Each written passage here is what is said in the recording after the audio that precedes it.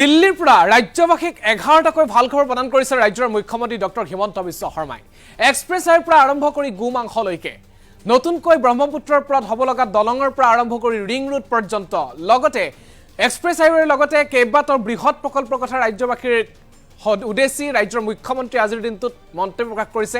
Cabinet বৈঠকত কি সিদ্ধান্ত গ্ৰহণ কৰা হৈছে আমি জনাম। 11টা বৃহৎ সিদ্ধান্ত। গোমাংসক লৈ কেবিনেট বৈঠকত বৃহৎ সিদ্ধান্ত গ্ৰহণ কৰা হৈছে। এই মুহূৰ্তত ৰাজ্যবাসীৰ তৰফৰ পৰা যি ধৰণৰ প্ৰত্যাশা আছিল সেই প্ৰত্যাশা বৰ্তমান অৱস্থাত ৰাজ্যবাসীয়ে যি প্ৰত্যাশা লৈছিল সেই প্ৰত্যাশাক লৈ ৰাজ্যৰ মুখ্যমন্ত্ৰীয়ে কেইবাটাও বৃহৎ মন্তব্য আগবঢ়াইছে। কেবিনেট বৈঠকত 11টা বৃহৎ সিদ্ধান্ত গ্ৰহণ কৰা হৈছে আৰু 7 ডিচেম্বৰত সম্প্ৰসাৰণ হ'ব অসম মন্ত্ৰীসভা। বৰাকৰ পৰা এজনৰ স্থান নিশ্চিত হৈছে মন্ত্ৰীসভাত। গোমাংসৰ পৰা আৰম্ভ কৰি কেইবাটাও সিদ্ধান্ত আমি জনাবলৈ চেষ্টা কৰিম। আজাৰাৰ পৰা বৰ্জাৰ বিমানবন্দৰলৈকে যোৱা পথছোৱা হ'ব 6 লেনযুক্ত। ৰাজ্যবাসীলৈ এই বৃহৎ মন্তব্য কৰিছে ৰাজ্যৰ মুখ্যমন্ত্ৰীয়ে। 474 কোটি টকা ব্যয় সাপেক্ষে নিৰ্মাণ হ'ব লগা এই পথক লৈ অনুমোদন হৈছে কেবিনেট বৈঠকত। বৰাপানীৰ পৰা শিলচৰলৈ নিৰ্মাণ কৰা হ'ব এক্সপ্ৰেছ হাইৱে। 3.5 ঘণ্টাতে বৰাপানীৰ পৰা শিলচৰলৈ যাব পাৰিব সাধাৰণ জনতাই। 25,000 কোটি টকা ব্যয় সাপেক্ষে নিৰ্মাণ কৰা হ'ব এই প্ৰকল্প। গুৱাহাটীৰ পৰা 1.5 ঘণ্টা আৰু বৰাপানীৰ পৰা শিলচৰলৈ মাত্ৰ 3.5 ঘণ্টাত যাত্ৰা কৰিব পাৰিব। ব্ৰহ্মপুত্ৰৰ ওপৰত নিৰ্মাণ হ'ব আৰু এখন দলং। মৰিগাঁৱৰ পৰা দৰং সংযোগী আন এখন দলং হ'ব ৰাজ্যত। ৰাজ্যৰ মুখ্যমন্ত্ৰী আজিৰ দিনটোত কেবিনেট বৈঠকত এই সিদ্ধান্ত গ্ৰহণ কৰি আগবঢ়াইছে এই বিশেষ। সাহিত্যিক পেঞ্চনক লৈ কেবিনেট বৈঠকে বৃহৎ সিদ্ধান্ত গ্ৰহণ কৰিছে। চৰকাৰী চাকৰি কৰি পেঞ্চন পোৱা লোকে এতিয়াৰ পৰা সাহিত্যিক পেঞ্চন নাপাব। সাহিত্যিক পেঞ্চনক লৈ ৰাজ্যৰ মুখ্যমন্ত্ৰীয়ে কৈছে যে যিসকলে চৰকাৰী চাকৰি কৰি আছে এইসকলে সাহিত্যিক পেঞ্চন নাপাব। এইসকল সাহিত্যিকে এককালীন 50,000 টকাৰ সাহায্য লাভ কৰিব। হোমেন বৰগোহাঁইৰ উপজা দিনটোতে এইসকল সাহিত্যিকলৈ এককালীন সাহায্য দিব ৰাজ্য চৰকাৰে। চৰকাৰী চাকৰি কৰি নথকা সাহিত্যিকে লাভ কৰিব মাহিলী সাহিত্যিক পেঞ্চন। বঙাইগাঁৱৰ তেল শোধনাগাৰৰ শোধন ক্ষমতা 5 মিলিয়ন মেট্ৰিক টনলৈ হ'ব বৃদ্ধি। নামৰূপৰ সাৰ কাৰখানা সম্প্ৰসাৰণৰ বাবে 10,000 কোটি টকাৰ অনুমোদন বিচাৰিছে ৰাজ্য চৰকাৰে। গুৱাহাটীৰ ৰিং ৰোড, কাজিৰঙাৰ এলিভেটেড কৰিডৰ, গহপুৰ নুমলীগড় সংযোগী ব্ৰহ্মপুত্ৰৰ তলেৰে সুৰংগক লৈ ৰাজ্যৰ মুখ্যমন্ত্ৰীয়ে ঘোষণা আগবঢ়াইছে। প্ৰধানমন্ত্ৰীৰ পৰৱৰ্তী অসম ভৱনত এই 3টা প্ৰকল্পৰ আধাৰশিলা কৰা হ'ব। 25 ফেব্ৰুৱাৰীৰ ভিতৰত এই 3টা প্ৰকল্পৰ আধাৰশিলা কৰা হ'ব। গুৰুত্বপূৰ্ণ ঘোষণা আন এটা যে সংস্কৃত আৰু পালি যিসমূহ টুল আছে এই টুলসমূহ যিসকল শিক্ষক নিযুক্ত হৈ আছে সেইসকলক উচ্চতৰ মাধ্যমিক সঞ্চালকালয়ৰ অধীনলৈ লৈ অহা হ'ব। পূৰ্বে উচ্চ শিক্ষা সঞ্চালকালয়ৰ অধীনত আছিল সেইসকল শিক্ষক, এতিয়াৰ পৰা সেইসকলক উচ্চতৰ মাধ্যমিক সঞ্চালকালয় পৰিৱৰ্তন কৰা হ'ব। জাগিৰোডৰ পলাশবাৰীত ছেটেলাইট চিটি নিৰ্মাণ হ'ব। ৰাজ্যৰ মুখ্যমন্ত্ৰীয়ে সদৰি কৰিছে এই কথা। গুৱাহাটীৰ পৰা ভূটানলৈকে পোনপটীয়াকৈ নিৰ্মাণ হ'ব ৰেল লাইন। 11টা বৃহৎ সিদ্ধান্ত আমি জনাবলৈ চেষ্টা কৰিছোঁ। দিল্লীৰ পৰাই এই 11টাকৈ সেউজ বাৰ্তা ৰাজ্যবাসীৰ বাবে দিছে ডক্টৰ হিমন্ত বিশ্ব শৰ্মাই। গোমাংসৰ পৰা আৰম্ভ কৰি এক্সপ্ৰেছ হাইৱেলৈকে ব্ৰহ্মপুত্ৰত হ'ব লগা নতুন দলঙৰ পৰা আৰম্ভ কৰি ৰেল লাইনলৈকে ৰাজ্যৰ মুখ্যমন্ত্ৰীয়ে কি কৈছে আমি আগবঢ়াইছোঁ 11টা বৃহৎ সিদ্ধান্ত। গুৱাহাটীৰ লোকপ্ৰিয় গোপীনাথ বৰদলৈ এয়াৰপৰ্টলৈকে যোৱা যিটো ৰাস্তা আমি নতুনকৈ নিৰ্মাণ কৰি আছোঁ সেইটো ইনিচিয়েলি 4 লেন বনোৱা হৈছিলে আৰু তাৰ কাৰণে ভাৰত চৰকাৰে আমাক পুঁজি যোগান ধৰিছিলে। আজি আমি কেবিনেটে সিদ্ধান্ত ল'লোঁ যে আমি সেই ৰাস্তাটো 4 লেনৰ জেগাত আমি 6 লেন কৰিম আৰু 6 লেন কৰাৰ কাৰণে অৰিজিনেল এষ্টিমেটটো 358 crore আছিল। এতিয়া আমাৰ এই এষ্টিমেটটো 474 crores হ'ব। অৰ্থাৎ আজি কেবিনেটে এই ৰাস্তাটো 4 লেনৰ জেগাত 6 লেন কৰিবৰ কাৰণে 116 কোটি টকাৰ অতিৰিক্ত অনুমোদন দিয়ে। চৰকাৰে প্ৰতি বছৰে হোমেন বৰগোহাঁই ডাঙৰীয়াৰ উপজা দিনৰ দিনা আমি সাহিত্যিক পেঞ্চন দিওঁ।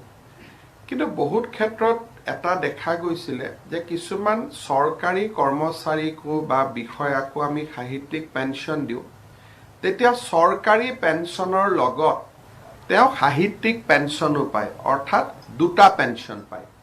আৰু এই দুটা পেঞ্চন পোৱা ব্যৱস্থাটো বিধিসন্মত নহয় বুলি আমাৰ বিভিন্ন অডিট অবজেকশ্যন হৈ আছিলে সেইকাৰণে আজি আমি সিদ্ধান্ত ললো যে যিসকলে চৰকাৰী পেঞ্চন নাপায় তেওঁলোকক আমি পেঞ্চন দিম কিন্তু যিসকলে চৰকাৰী পেঞ্চন পায় তেওঁলোকক আমি পেঞ্চন নকৰি আমি সাহিত্যৰ বঁটা দিম আৰু এই বঁটাত আমি এককালীন তেওঁক যি আমি সম্বৰ্ধনা পত্ৰ দিওঁ তাৰ লগত 50,000 টকা আমি আগবঢ়াম তাৰমানে এতিয়া সাহিত্যিক বঁটা এটা বেলেগ হ'ব সাহিত্যিক পেঞ্চন এটা বেলেগ হ'ব সাহিত্যিক পেঞ্চন মাহেকীয়া হ'ব সাহিত্যিক বঁটা সেইসকলে পাব যিসকলে ৰাজ্য আৰু কেন্দ্ৰীয় চৰকাৰত কাম কৰি অৱসৰ লৈছে তেওঁলোকে দ্বিতীয় এটা পেঞ্চন নাপায় সেইটোক আমি বঁটা হিচাপে দিম আৰু আমাৰ অসমত বহু সংস্কৃত টোল বা বিভিন্ন ধৰণৰ পালি টোলছ আছে ইয়াতে বহুতো ভাল শিক্ষক আছে বিজ্ঞান অংকৰ ভাল ভাল শিক্ষক আছে কিন্তু এই শিক্ষকসকলে সংস্কৃত টোলত ষ্টুডেণ্ট নাথাকিলেও শিক্ষকসকলে অহা যোৱা কৰে ক্লাছ কৰিবলগীয়া নহয় তাৰ কাৰণটো আছিল যে এওঁলোকৰ প্ৰশাসনীয় কণ্ট্ৰলটো উচ্চ শিক্ষা সঞ্চালকালয়ৰ লগত আছিল সেইকাৰণে তেওঁলোকক ট্ৰান্সফাৰ কৰিব পৰা নগৈছিলে আজিৰ পৰা আমি সংস্কৃত টোল আৰু পালি টোলৰ প্ৰশাসনীয় ডিপাৰ্টমেণ্ট ডাইৰেক্টৰ অফ হায়াৰ এডুকেশ্যনৰ পৰিৱৰ্তে আমি ডাইৰেক্টৰেট অফ ছেকেণ্ডাৰী এডুকেশ্যনলৈকে আমি বদলি কৰিলোঁ আৰু আমি দেখা পাওঁ যে আমাৰ যিখন গোমাংস নিবাৰণী আমি আইন কৰিছিলোঁ সেই আইনখন যথেষ্ট শক্তিশালী কিন্তু তাত এটা প্ৰভিজন নাছিলে যে কমিউনিটি ফেষ্টিভেলত যে গোমাংস আমি খাব পাৰোঁ নে নাই আৰু হোটেল ৰেষ্টুৰেণ্টত আমি গোমাংস খাব পাৰোঁ নে নাই আজি আমাৰ কেবিনেটত এটা সিদ্ধান্ত হ'ল যে অসমৰ কোনো হোটেল আৰু ৰেষ্টুৰেণ্টত গোমাংস পৰিবেশন কৰা নহ'ব আৰু বিভিন্ন ধৰণৰ যি সামাজিক ফাংচন হয় কোনোবাই ধৰ্মীয় সভা পাতিলে কিবা পাতিলে যিবিলাক সামাজিক সভা হয় সেই সামাজিক সভাটো গোমাংস খাব পৰা নহ'ব যিটো এটা অভিযোগ আছিলে যে কোনোবাই গোমাংস দি দিলে তাৰমানে পাব্লিকলি খালে এতিয়াৰ পৰা public consumption of beef has been totally prohibited so এইটো আমাৰ যিখন এক্ট আছিলে সেই এক্টত এইখিনি আমি নতুন প্ৰভিজন লগাম আৰু মই ভাবোঁ যে এই প্ৰভিজনে বা এই ব্যৱস্থাই আমাৰ যিটো অৰিজিনেলি যে আমি অসমত কেটল প্ৰহিবিশ্যন কৰিব খোজোঁ সেই ব্যৱস্থাকো টনকিয়াল কৰিব আৰু ৰকিবুল হুছেইন আৰু ভূপেন বৰাই যিখিনি বিচাৰি আছিলে ডাইৰেক্টলি ইনডাইৰেক্টলি সেইখিনিতো অলপ আগবাঢ়ি যাব গতিকে যিকোনো এৰিয়াতে আগতে আছিল মন্দিৰৰ 5 কিলোমিটাৰ এতিয়া সেইটো আমি গোটেই অসমলৈকে এক্সটেণ্ড কৰি দিলোঁ 7 তাৰিখে দিনৰ 12 বজাত অসম মন্ত্ৰীসভাৰ এটা ক্ষুদ্ৰ সম্প্ৰসাৰণ কৰা হ'ব আৰু ডিটেইলছ অহা কালি বা পৰহি আপোনালোকে পাব এটা কৰা হ'ব এজন হ'বনে দুজন হ'বনে তিনিজন হ'ব সেইটো অহা কালি মই দিল্লীত কথা পাতিম তেতিয়া মই গম পাম প্ৰধানমন্ত্ৰী ডাঙৰীয়াক সাক্ষাৎ কৰিলোঁ আপোনালোকক আমাৰ প্ৰায় 1 লাখ কোটি টকাৰ অসমৰ ইনফ্ৰাষ্ট্ৰাকচাৰৰ বিভিন্ন প্ৰজেক্ট কেন্দ্ৰত বিভিন্ন পৰ্যায়ত আছে মই কেইটামান আপোনালোকক উদাহৰণ দিছোঁ আমি 25 ফেব্ৰুৱাৰীৰ আগতে আমি কেইবাটাও কাম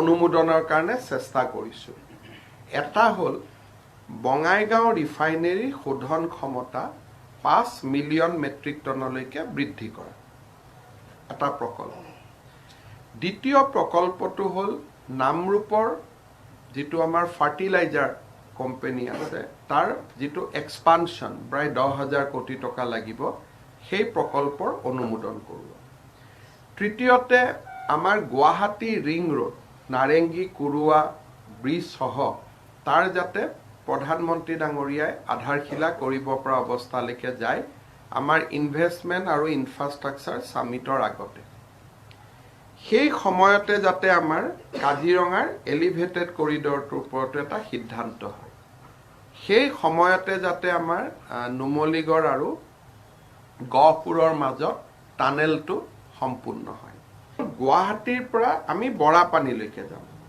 আৰু বৰাপানীৰ পৰা শিলচৰ 4 ঘণ্টাত গৈ পাব পৰা প্ৰায় 25,000 কোটি টকা ব্যয় হ'ব সেইটো কয় এক্সপ্ৰেছ হাইৱে অৰ্থাৎ প্ৰথম আপুনি যাব বৰাপানীৰ পৰা সিধাই গৈ আপুনি শিলচৰ এইটো যেটো ইষ্ট ওয়েষ্ট কৰিডৰ হৈ আছে হাফলং দি তাত যেহেতু পাহাৰুৱা ৰাস্তা কেতিয়াবা ভাল হ'ব পাৰে কেতিয়াবা বেয়া হ'ব পাৰে তাৰ কাৰণে এটা বহুত ডাঙৰ প্ৰজেক্ট চিন্তা কৰা হৈছে যে ৰাতিপুৱা আপুনি শিলচৰত গৈ গধূলি যাতে ঘূৰি আহিব পাৰে তেনেকুৱা এটা প্ৰকল্প চিন্তা কৰি তাৰ বিষয়ে আমি প্ৰধানমন্ত্ৰী ডাঙৰীয়াক এটা নিবেদন কৰা হৈছে যে আপুনি এটো কনসিডাৰ কৰক কেন হল মৰিগাঁৱৰ পৰা দৰং সংযোগী ব্ৰহ্মপুত্ৰৰ ওপৰত আৰু এখন দলং তাৰ লগত আমাৰ গুৱাহাটীৰ দুই পাৰে জাগিৰোড আৰু পলাশবাৰী এই গোটেই প্ৰকল্পখিনিক লৈ গুৱাহাটীক সামৰি দুখন স্যাটেলাইট সিটিৰো কথা চলি আছে তাতো প্ৰায় 10,000 কোটি টকাৰ বিনিয়োগৰ কথা আছে যে গুৱাহাটীৰ পৰা ডাইৰেক্ট ভুটানলৈকে গেলেফুলৈকে এটা ডেডিকেটেড ৰেল লাইন গতিকে বহুত বিলাক সপোন লৈ এবাৰ আমি দিল্লীত আহিছিলো আৰু সকলো মন্ত্ৰীয়ে খুব পজিটিভলি ৰেসপন্স কৰিছে ডিপাৰ্টমেন্টে কৰিছে আৰু বহুত বিলাক কামৰ চৰ্চা হৈছে গতিকে মই ভাবো যে 25 ফেব্ৰুৱাৰীলৈকে আমি এটা এক্সাইটিং টাইম এটা অসমৰ কাৰণে বহু বিলাক কাম আমি 25 ফেব্ৰুৱাৰী সামিটলৈকে কৰিব পাৰিম বুলি মই